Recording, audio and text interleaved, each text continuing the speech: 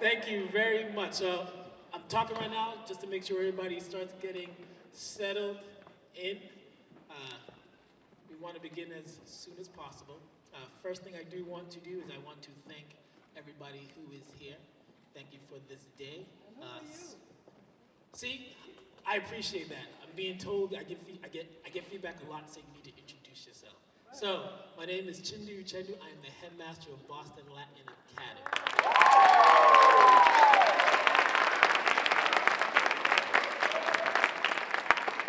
So, thank you again. Do want to thank the mayor for coming, Dr. Casellius for being here, the alums, Jerry Robinson, Dan Hunt, Sonia Sabi, and everybody else who decided to join us. Very special thank you. I have to say thank you because the man of the hour, Nathan Blacharczyk.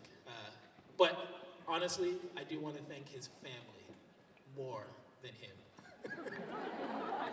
Especially his parents, because literally without them he would not be here. And then, but a special thank you to his lovely wife.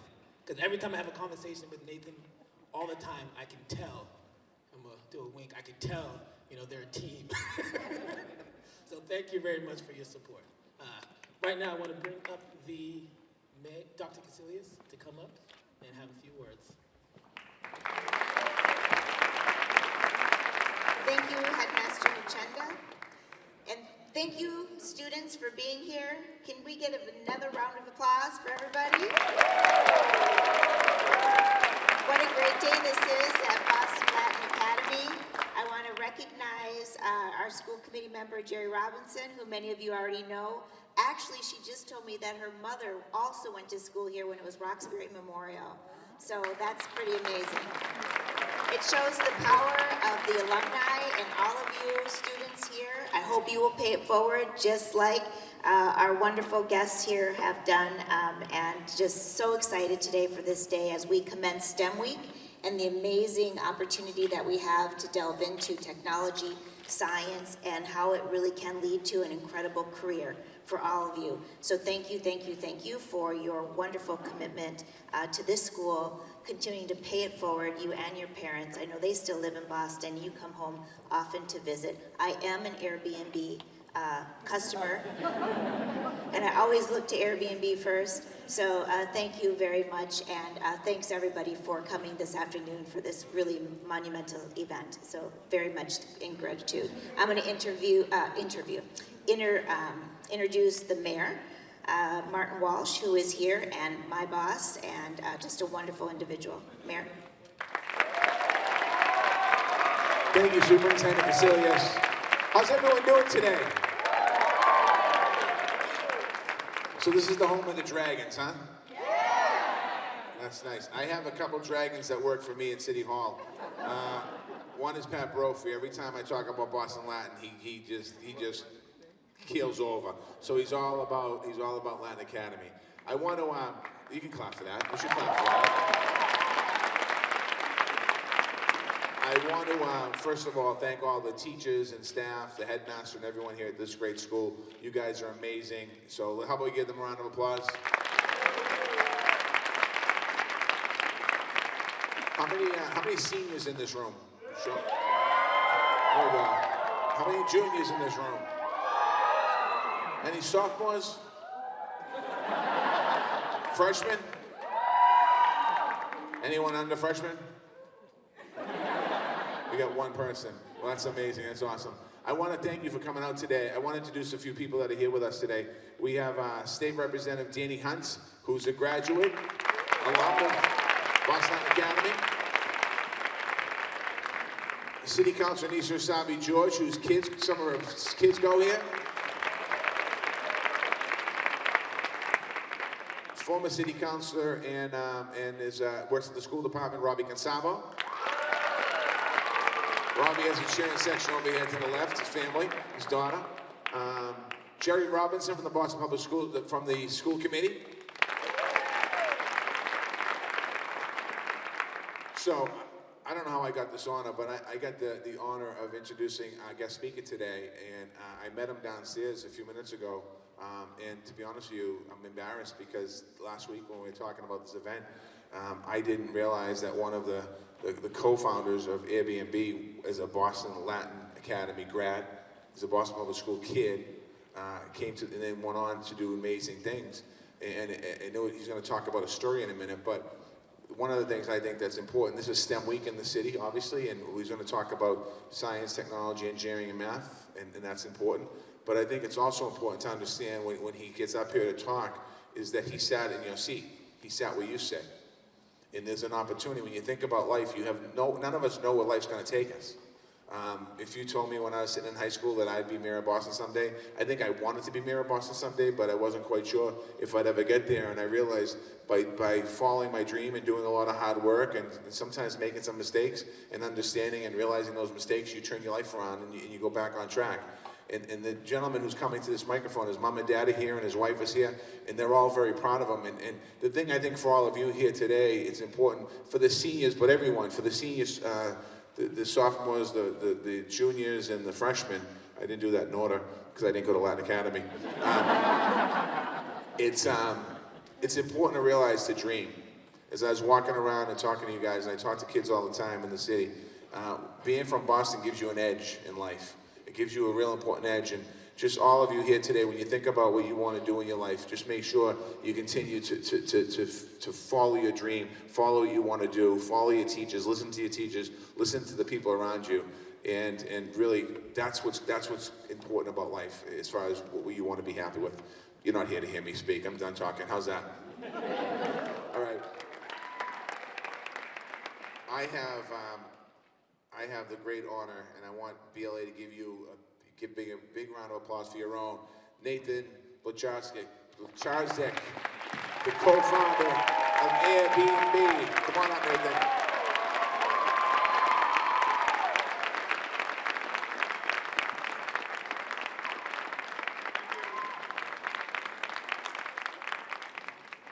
Thank you, Mayor Walsh, for those kind words. I am super excited to be here today. This is actually my 4th time coming back to school in recent years to share my story. And I keep coming back, not just because I have an interesting story, but because my story literally starts here as a 60 at Latin Academy. I hope that my story today will inspire you. I hope that you will take some of the lessons that I have learned to heart. And I hope that you realize that high school can be the critical start to your lifelong journey. I think you'll hear from my story that getting off to a good start and making the most of your time right now can make a big difference in your life. So, 11 years ago, with 2 friends, I started a company called Airbnb. Out of curiosity, how many of you have heard of Airbnb? Okay, oh, everybody actually. Okay, tougher question. How many of you have parents who have been hosts on Airbnb? Okay, a few hands. And how many of you have traveled on Airbnb? Oh, like 40%. Okay, this is my market research for the day. Thank you. Every year I see more hands go up, which is reassuring. So Airbnb allows travelers to stay in other people's homes all around the world. Staying in someone's home can be more affordable. It can also offer a very unique experience. And today on Airbnb, there are more than 7 million homes available in 191 different countries. And to date, 500 million guests have stayed in those homes. On any given night, as many as 4 million guests are staying in Airbnb homes. The company has over 6,000 employees. All this has happened in the last 11 years. But I think what I'm most proud about is the fact that Airbnb empowers ordinary people of any age, anywhere in the world, to offer a valuable service and make meaningful extra income. To date, Airbnb hosts have earned on the platform more than $80 billion. And 51% of our hosts say that this income helps them to afford their home. On the more personal side, I'm happily married. I have 2 kids. We live in San Francisco. But what I want to do today is to really tell you exactly how this came to be, because it actually started here. In the 7th grade, it was October, this time of year, and I was homesick from school. And my dad is an electrical engineer, and he had books about computers. And I happened to take a book off the bookshelf and start flipping through it. And that book contained instructions on how to write simple scripts. Back then I was really into computer games, and this is the mid-90s. And to play a computer game, it wasn't as simple as pointing and clicking. You actually had to type a bunch of commands. Load the CD-ROM driver, the sound driver, to make it work. And so I started creating simple scripts to launch my games and do other sorts of simple tasks.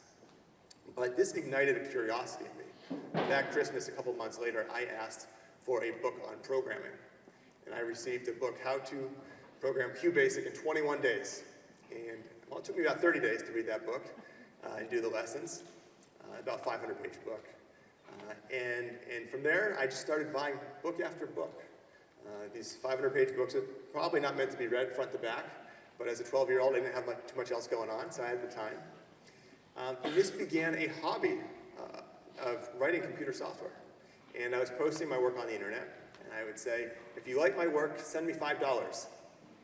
Nobody ever sent me $5. But at the age of 14, I got a phone call. And somebody said, I saw your work on the internet, and I'd like to pay you $1,000 to create something similar for me. And so I told my dad, somebody from the internet wants to pay me $1,000. Exactly. He laughed. He said, son, nobody from the internet's going to pay you $1,000. But I said, whatever, this is my hobby. I'm going to do it anyways. We'll see what happens. And sure enough, 30 days later, I got paid $1,000. But even better, I got introduced to other people who needed similar things. And so I started writing programs for them. And through this, I started realizing that, a lot of these things that they were asking me are similar. So rather than creating a new program each time, why don't I create a comprehensive program and start selling licenses to it? And this was the beginning of a computer business, software business, that I ran throughout high school and into college, about 5 years in total. And over the course of this period, I made almost $1 million.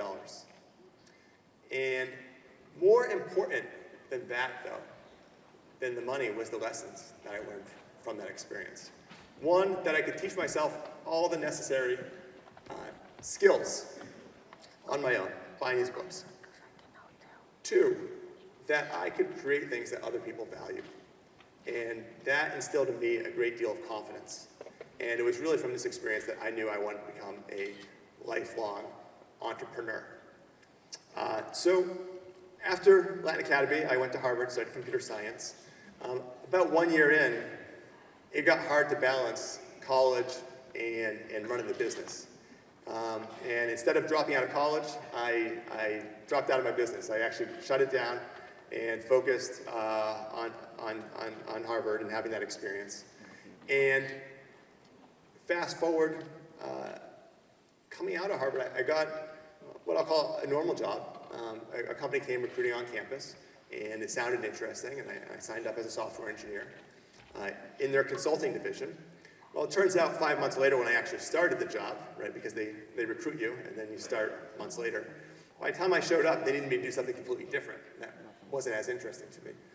And so 7 months into that job, I really just wasn't being challenged or engaged. I quit. I went to my boss, and I said, I'm leaving. He said, oh, you can't quit. You're our most productive engineer. And that made me laugh because the reality was I had an office to myself, and I could close the door. No one knew what was going on in there. I only had 1 meeting a week. And so my routine was that I would come in, and the first half of the day I'd do my work. Second half of the day I'd trade stocks, read blogs, do whatever. And so when he told me I was the most productive engineer, I was very concerned. I said, I definitely have to leave now, right? And I think there's a lesson here about, you need to always be challenging yourself if you want to grow. You can't get comfortable. And so I left, and I, through a friend of a friend, got connected to a startup opportunity on the West Coast. I moved to San Francisco and joined this company, brand new company, and as soon as I joined, the 2 lead engineers quit. That should have been a warning sign. About a year later, this company kind of imploded, and it didn't turn out the way I had hoped it would, but it was actually a super valuable experience for me. Because when the 2 lead engineers quit, suddenly all the responsibility fell on me to help define the product, hire the team, and build the thing. And so, although it didn't turn out the way I had hoped, it was still a very valuable lesson and prepared me well for what would come next. What came next was when I moved to San Francisco, of course I needed a place to stay. And so I went on Craigslist and I found roommates. And my two roommates eventually would become my co-founders. But while we were living together, we noticed a couple things about each other. One was that we shared a similar work ethic. After working on the weekends, we'd be working on our hobbies. You know, I was writing software, they were designers, creating concepts and products, and so we also saw that our skills were complementary, and we filed that away. We said, you know, someday we should start a company together. Between the three of us, we could really have our bases covered. Well, in the summer of 2007, the rent on our apartment was suddenly raised 25%. The landlord realized that none of the original leaseholders were on the lease anymore, and so that was an opportunity to jack the rent. And I said, well, that's too expensive, I'm moving out of here. But the two other guys wanted to stay, but they had just quit their jobs to become entrepreneurs, also known as unemployed. So they had no money, but they really wanted to stay in this apartment that was getting increasingly expensive. But they were both designers, and they saw that a design conference was coming to San Francisco. And they saw that all the hotels were sold out. And so they had an idea. They were going to offer up the vacant bedroom that I had vacated to designers who might need a place to stay. The room had no bed because I had taken it with me, but they set up an air bed. And instead of calling it a bed and breakfast, they called it an air bed and breakfast. So Airbnb is short for air bed and breakfast. And they put up a simple website, and they wrote to a few design blogs that featured this website. And within a few days, they found 3 designers who were very eager to find a place to stay for $85 a night. So they got 3 people times $85 a night times 4 nights. They made almost $1,000. But they all went to the conference together and had a great time. Joe and Brian introduced the designers to their friends, their network, showed them places to eat. It was a real win-win. And so coming out of that weekend where they were just trying to pay their rent, the 3 of us got back together and thought, hey, maybe we could do this for other people, other situations. Maybe we should try to make it just as easy to book a home as a hotel. So that's what we set out to do in 2008 together. It wasn't so easy in 2008. I think everyone thought we were crazy. Everyone we'd meet with, investors, they would say the following. They would say, this is not a product I would use. I can't imagine the market is very big. And what about safety? So, you know, literally all of 2008, we were working very hard on this concept, but we were unsuccessful in raising money. And then in September of 2008, the financial recession began. And so really then nobody wanted to talk to us. And by the end of 2008, we were in debt. You know, we'd still been paying the rent. We had expenses, and we were about $40,000 in debt at that point. And we were kind of at the point where we were looking at each other and saying, maybe it's time to give up, right? When do you know it's time to quit? It's been 12 months. You know, we don't have a path to improve this. And we made a commitment to each other that before we would quit, we'd give it one last chance. In other words, the 3 of us were friends. Nobody wanted to abandon the other 2. And so we committed that we'd give it 13 more weeks. And over the next 13 weeks, we'd be all in. Meaning we had been working very hard, but over the next 13 weeks, we would literally live together. During this time, I had come back to Boston to spend some time with my then girlfriend, now wife. And I moved back to San Francisco, lived in the apartment from 8 a.m. to midnight, 6 days a week.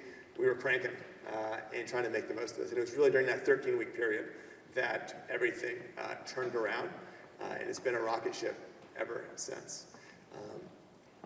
You know, I want to circle back, though, to my time at Latin Academy and share some reflections that I think are really relevant to everybody, because I think it's here that I learned the fundamental good habits that really propelled me. And there's a few things I want to call out in particular. The first is time management. Time is so precious, and you should really try to make the most of it. You heard a little bit about the business that I had in high school. Obviously, that was time consuming. That was something I did on the weekends mostly, maybe an hour a week, or an hour a day during the weekdays. On top of that, though, I graduated top of my class. And so I spent a lot of time doing homework, studying. That was time consuming. I was also on the track team. I did cross country, indoor track, outdoor track, 13 consecutive seasons. That was a big part of my life, too. And that took up few hours every day. And so it was very difficult to do all three of these things simultaneously. But as a result, I developed great discipline around time management. And practically speaking, what that meant was taking advantage of those study periods, on the bus, getting work done, moderating consumption of TV, computer games. Interestingly enough, I found that when track was out of season, I was actually a lot less productive, right? And so in some ways, trying to do all this, really forced me into having good habits. The second thing I'd say is always try your best. It really doesn't matter how good you are now, as long as you are improving. When I came here, I was not the smartest person in the class. When I started on the track team, I was not the fastest runner. And I played computer games before I had a computer business. And I guess what I'd say is, as long as you're curious, as long as you're always improving, as long as you're learning from failure, then over time, it's almost inevitable that you will succeed. The third thing is, choose good friends. There's a saying that you are the average of your 5 closest friends or relationships. And what that means is that the people you spend time with greatly influence you. And if that's true, you should be mindful about who you're spending time with, and spend time with people who bring out the best in you. And I was very fortunate. I had a very good friend in high school. He's here today, Hien Do. Hien and I, we studied together. We held each other accountable, and we had a friendly competition going on between us. And that friendly competition and that relationship, I think, really drove the two of us to perform. The two of us graduated top of the class. And I don't think either of us would have accomplished that without the other. And so, yeah, your friends can really help you. Exercise. If you want to have a healthy mind, it requires a healthy body. And I would say that sports are a really good way to de-stress and reinvigorate yourself.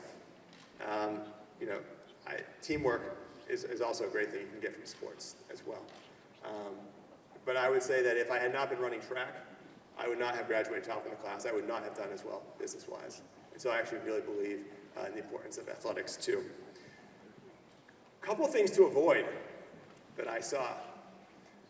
The first is what I call a mindset of mediocrity. I remember kids who were just fine checking the box, that felt like getting a B was good enough. That's all they aspired towards.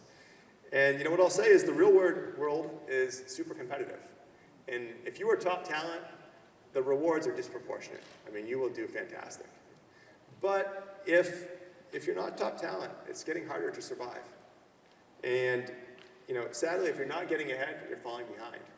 And I just think it's so important to always be trying your best and not get in that mindset of, B's are good enough. You should always aspire to more. If you get a B, that's okay. We should always try your best. The final thing I'll say is, don't cheat. When you cheat, you're not only cheating yourself, you're cheating your friends, because you're setting a bad example for them. And it really doesn't matter what you get on that exam. What's important is long-term you develop the capability to do well at whatever comes at you. And if that's not, today, this week, that's fine. But if you're cheating, you're never going to develop that muscle. And so, take the grade, whatever it may be, always try your best, and you'll get there. All this advice, it might sound a little daunting, but I'll say that once you start practicing good habits, it actually really becomes a lot easier. In closing, I just want to summarize, I want you to know that good habits that you practice now can really put you on a trajectory to achieve anything. It really doesn't matter if you're at the top of the class or the bottom. If you have this mindset, you're going to be increasingly successful. And it's okay if you don't know what you want to do long term. If you are developing good habits and you stay curious, you will discover your passions with time. I do want to say, though, that you should pay special attention to math and science. These are increasingly the skills that are necessary in a world that is becoming much more technologically sophisticated. With a strong understanding of math and science, you're going to be really well positioned to really participate in the creation of this future and get a great job in the process. I have a message specifically for all the young women, African Americans, Latinos, and Latinas in the audience. Historically, you have been underrepresented in the fields of math and science. But I want you to know that my company thinks you are critical to our success, that diversity brings new ideas and valuable perspective. And our recruiting team puts extra effort into finding diverse candidates. And unfortunately, though, there simply aren't enough. But I want to encourage you to take extra interest in these fields, because I want you to know that employers are making an extra effort to find you. They would love to hire you. And so this is a real opportunity. My goal today has been to inspire you to see your full potential. But I want to offer more than just words. I believe in your potential. I believe in this school. Some of the best teachers I have ever had are still teaching here today. Mr. Huey and Ms. Fillion, just to name a couple. It's true.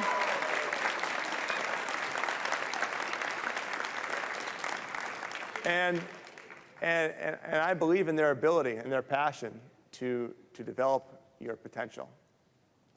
And I want to be sure that this school and the teachers here have the resources that they need to make the most of their time with you. I recently had a lunch with Mr. Nchendu, and he outlined his priorities to me to improve access to computer science, as well as improve the science, technology, engineering, and math education at the school. And so, with that in mind, Elizabeth, my wife, and I would love to make a $1 million gift to the school to fund those priorities.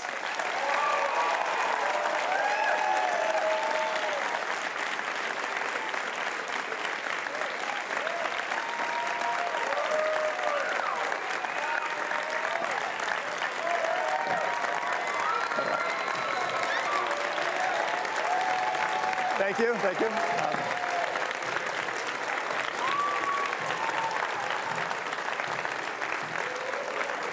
Thank you.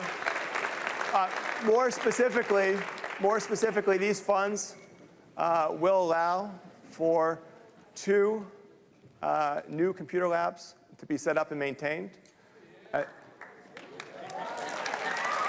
well as for the AP Computer Science, Advanced Placement Computer Science education to be improved and expanded. And what I'll say is, if the STEM subjects interest you, this school should be able to engage you further. Because like my own story, who knows where that will take you. I think there's a lot of exciting possibilities. I'm not the only one who feels really strongly about the importance of BLA. Many of my former classmates have commented to me that they really valued their time here, that it prepared them well, and that they would like to give back too. And with that in mind, I'm putting forth a challenge. I am offering up to another $1 million in matching gifts. Elizabeth and I will match anyone's gift to the school, 1 for 1, up to a total of $1 million.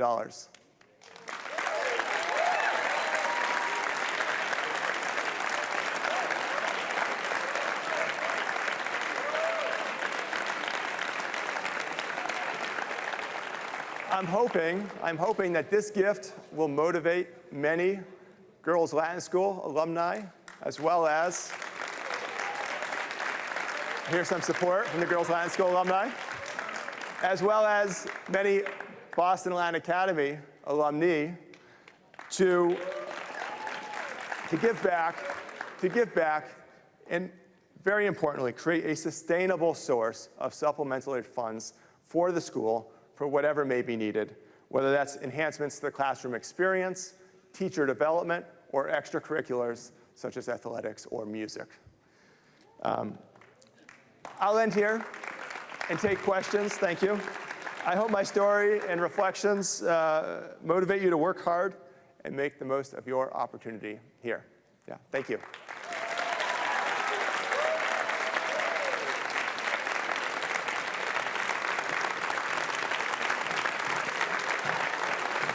Thank you.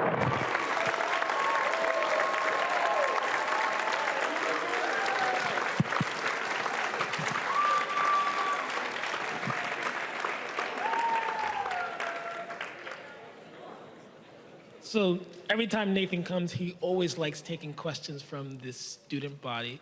Before we do that, I do want to, again, on behalf of BLA and myself, and especially the students, thank you so much for your gift. Absolutely welcome. Thank you.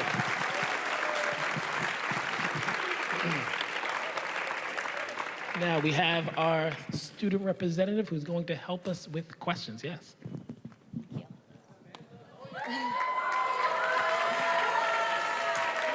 Hi, my name is Samantha Lonergan, and I'm a senior here at BLA.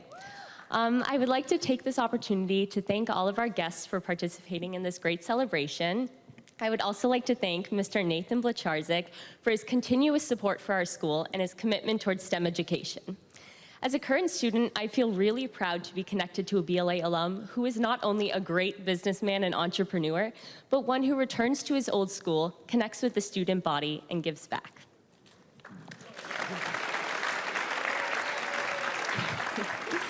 Boston Latin Academy is a school that is filled with pride, celebrates diversity, and instills a passion for academic success and entrepreneurship.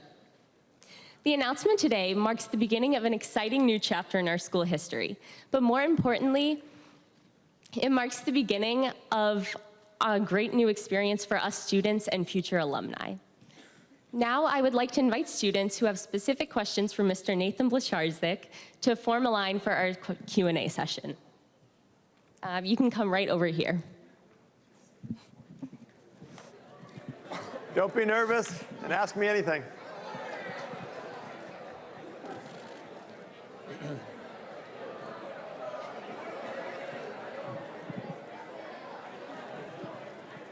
I think there's a lot of dares going on.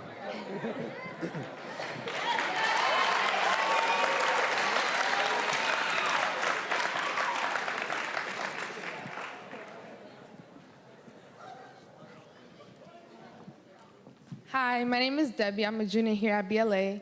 And I was just wondering, what were some of your fears entering as a 60 into BLA? Some of my fears, well, look, I think like anybody coming into here, I didn't know a single person, frankly.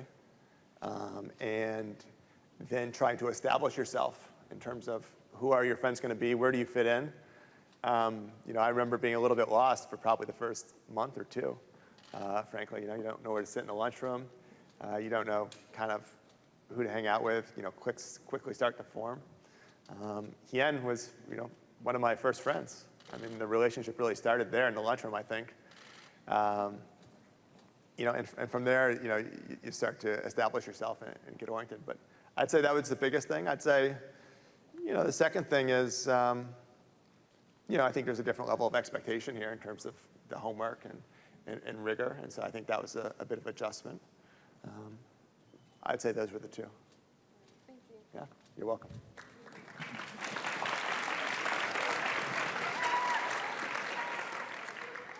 My name is Olivia Cadigan. I'm also a junior, and my question is, what's your favorite BLA memory? My favorite BLA memory. I have so many memories from the track team. That was certainly a great passion of mine, and going to all these big meets. And the great thing about running, I think, is that it's a team sport, but also you have that individual component where you have your moment where you're just on the track in a race and pushing it as hard as you can, and you got your whole team cheering for you, but it's your moment, and you got to own it. So I think there's a number of high stakes races. I think the most memorable for me was probably the final one. As a senior, wanting to always set a personal record. But my event was the mile. And I had this goal to break the 5-minute mile. And up until that point, I was hovering right around right around 5 minutes, 5 minutes, 3 seconds or so. In that last race, I got down to 4:51.3. And shaving 10 seconds off of a 5-minute mile is pretty hard. And so it was pretty epic, and I'll never forget that. It's a good way to go out. I have one more. Do you remember any Latin? Remember any Latin? Yeah. Don't quiz me, though. Or you can't quiz me. I don't know. Where's Miss Fillion?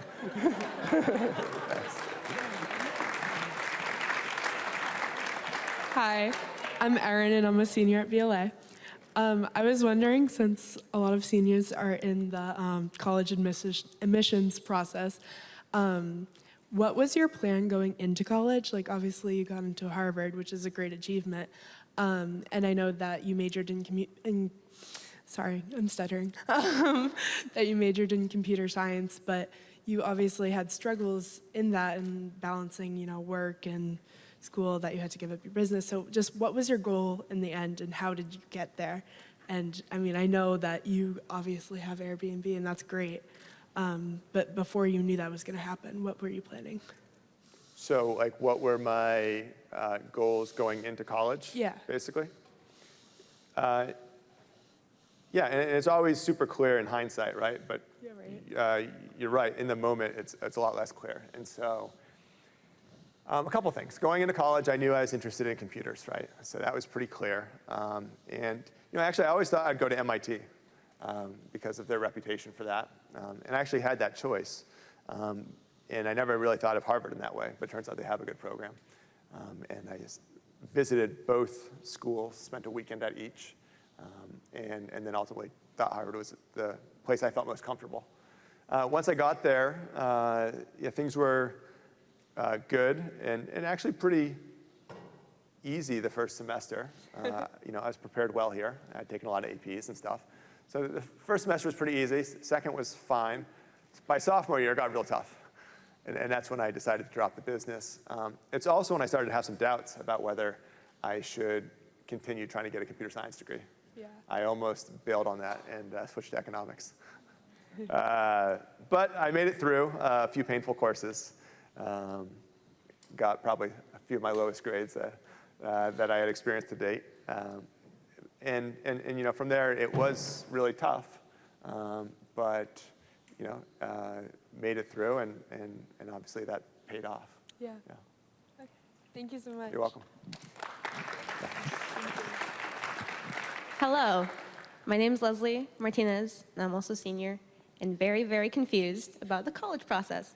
But my question is more focused on kind of getting creative and putting yourself out there, because I think I'm missing that, because I guess I can call myself a creative person, not really. But usually, I'm very interested in law. I've taken a law internship, but I'm also interested in writing and in theater and in set design and all that stuff.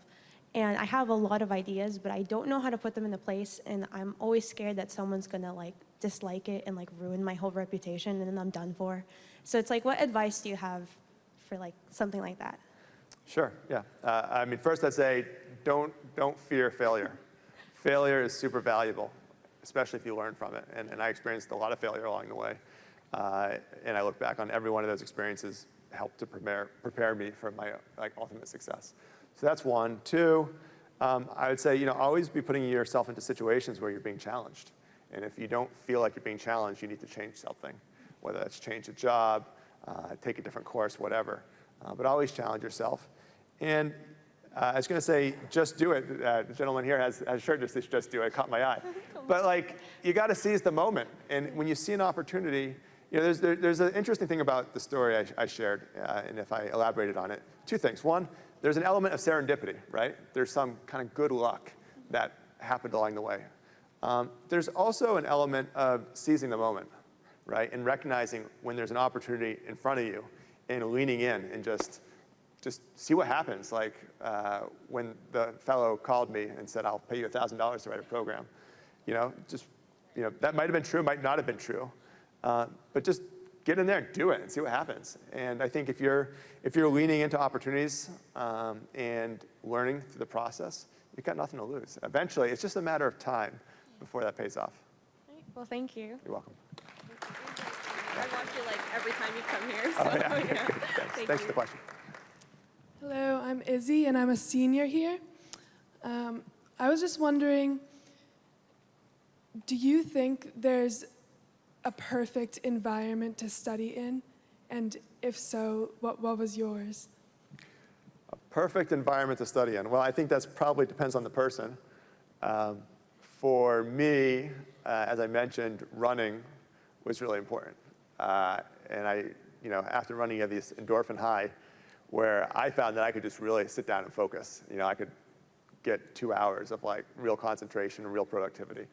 And so I think that was a big part of my success in studying and getting the homework done. But to each their own. I think you just have to know what works for you and reflect and refine. All right. Yeah, good question. Thank you. Nice to meet you.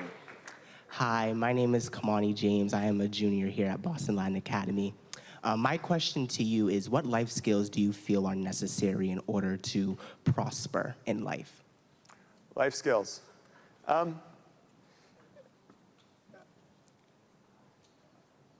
think it probably goes back to some of the things I mentioned, which is, one, don't fear failure, right? Lean into challenges and actually make sure you're always being challenged. If you're not being challenged, change something. Always try your best. I'd say, you go much further as a team than you will ever on your own. And so developing those friendships, those connections, will create opportunities. And when there's an opportunity in front of you, learn to recognize it. And then once you've recognized it, be brave enough to jump in and see where it goes. Maybe it goes nowhere, but like I said, if you do that enough, eventually you're gonna hit the jackpot. And thank you. Yeah. Hi, I'm Emily. I'm also a senior. And my question is, what is your advice on networking and creating impressions as high school students and incoming freshmen in college? Networking. There's all kinds of networking, right? When you hear that, you think of kind of like a formal thing of like, going to events. But I think networking is happening, every day. I think first and foremost, it's for you guys, it's happening right here, right? It's your friends.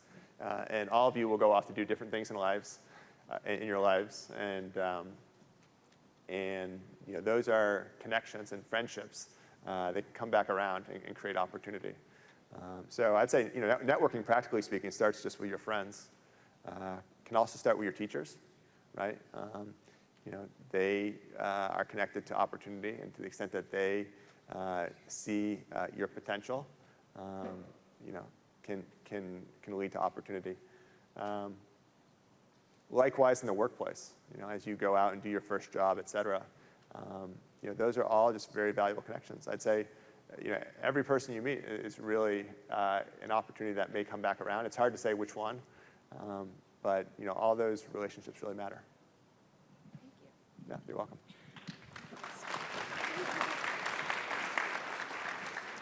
Hi, my name is Brianna, and I'm a senior. My question is, how did you keep motivation to do track, how to do like all those other things? Like I do track too, and it's kind of hard to do all these things at once. So how did you keep motivation and not just stop doing certain things? It's hard, but it's also fun. It's fun when you, once you really get into something and you start building that confidence and you start excelling, it is really fun. But I'd say even before that, it's your friends and your peers, right, that create the accountability and support you. I talked about my friend Tien over here. It was fun studying together, and if I didn't do my homework, he would call me out on it, or vice versa, and we would compete with each other and see who would get the highest grade. That made the whole thing fun. I can't say that any part of it wasn't fun, but I will say it was all hard work, and that is obviously hard, but the two things are not in conflict with each other. Okay. Yeah, you're welcome.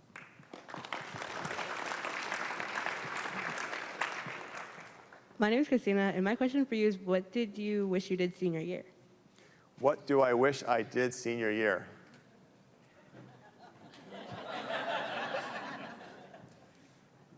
Well, I know a lot of my classmates had some pretty fun experiences that, maybe at the time I was a little envious of, but I'm not sure. Maybe I would have gotten into trouble if I'd done those things. Things outside of school. No, I don't know. Obviously, I think I've made the most of my time here. And the most memorable part of senior year was probably track for me. And it was kind of the last opportunity to really push myself and try to get a personal best on whatever I was running, the mile or 4x400 meter relay. And that's probably it. Yeah.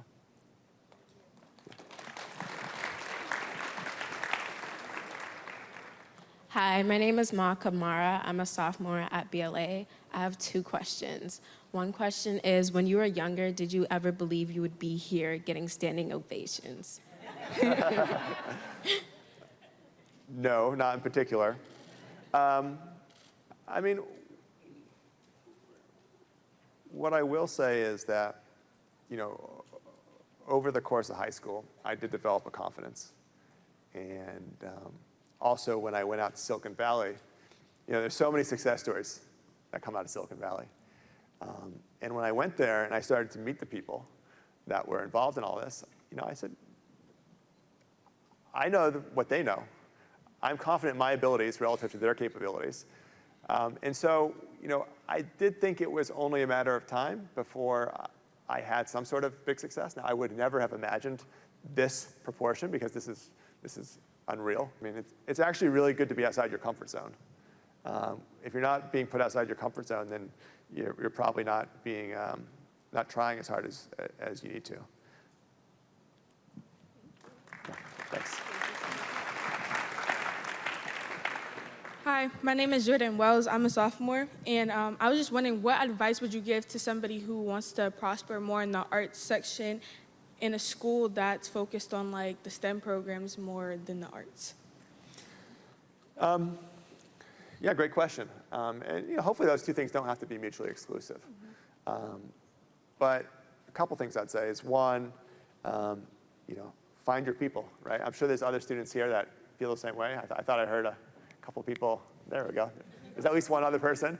Of course, there's others here who have the same interests as you. So, create those connections, work with each other, get inspired from each other. And then, like with my story, I was posting my work on the internet. And at first, nothing happened. For about 2 years, nothing happened. And then all of a sudden, something happened. And so you never know. But I would say, especially with the arts, you can have a portfolio, you can show off your work, get feedback, ideas, maybe find partners to collaborate with, whether that's in school or out of school. I think, now more than ever, it's possible to find, communities of like-minded individuals. I hope that helps.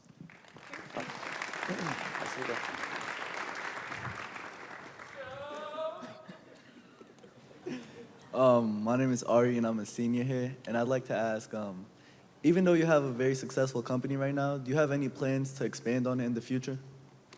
Yes. Yes. Yes. Well, look, the last 10, 11 years have been a rocket ship. And we've expanded globally. We've added new product offerings. So we don't just offer homes, we also offer experiences.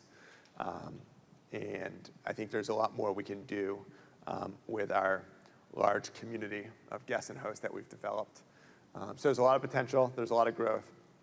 Can't comment too much about the future, especially right now with some of the plans we have for 2020.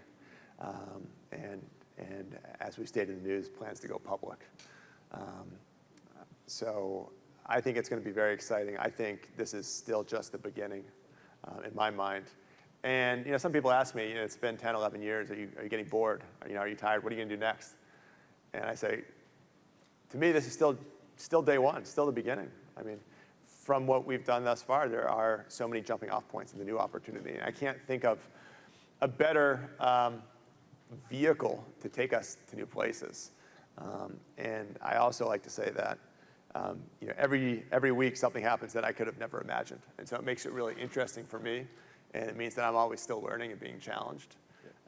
So that's how I think about the future. Thank you. And now my senior class president would like to ask you a question. Okay.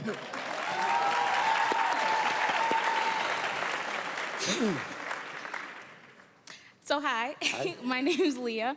As you can, thanks Ari. I'm the senior class president.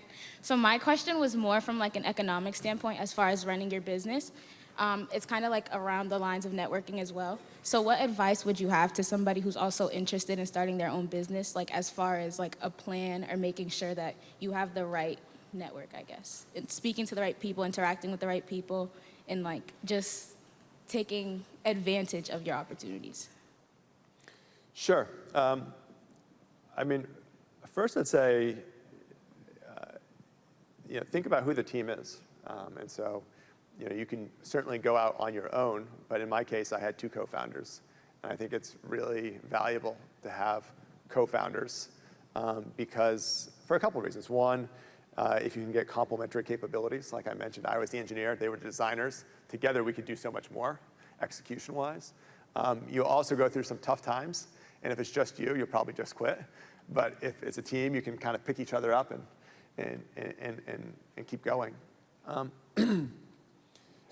So one, I think, think carefully about the team and creating a team before you set out. 2, be realistic about the timeline. These things actually take a lot longer than one would initially expect. It's hard.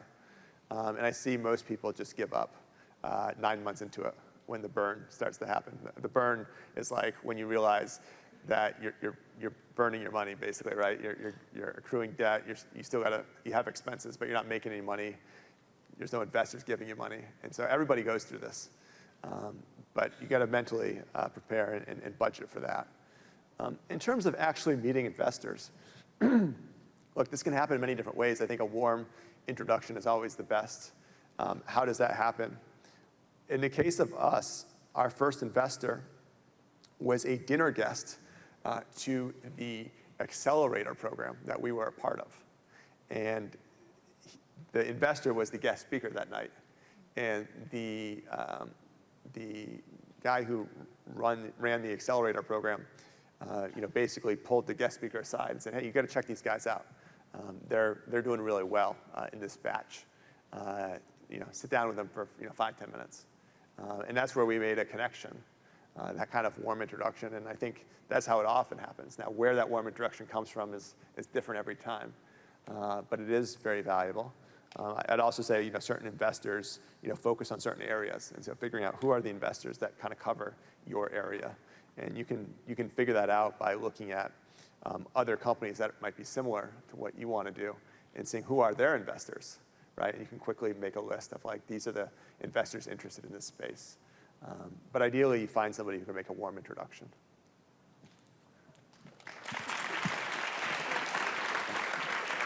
I'll say one more thing on that topic, just real quick, because I think it's interesting, which is it's not just about your idea or what you're trying to do. It's also about you as an individual.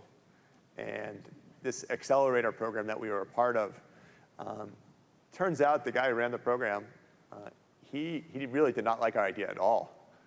But he led us into the program because he believed in the 3 of us, that he saw that we were a strong, complementary team, and that we were super scrappy and could make things happen. And so he later told us, he's like, I had no faith in your idea. But the ideas can change, the team can't. It's really hard to change the team once a company gets underway. Oftentimes the whole company will fall apart if the founding members go in different directions. So he placed a bet on the team, and many investors think the same way, especially in the early stage. If they look at you as an individual and they believe in you and your abilities, they'll bet on just your potential and not even on evaluating your idea. So keep that in mind.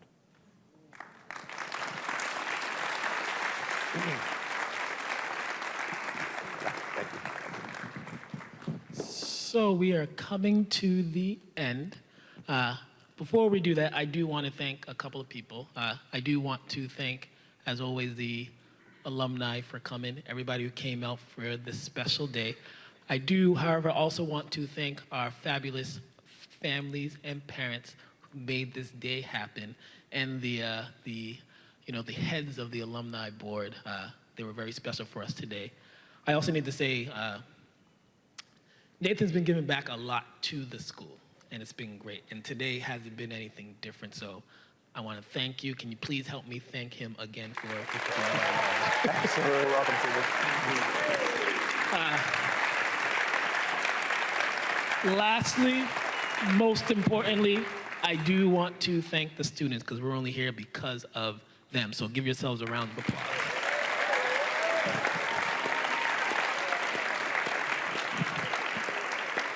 Now, if you can, those of you are special guests, can you head to the library? We have something there for you. The students, I need you to stay. I'm going to do a little photo op, and then you get to go to your 5th period class.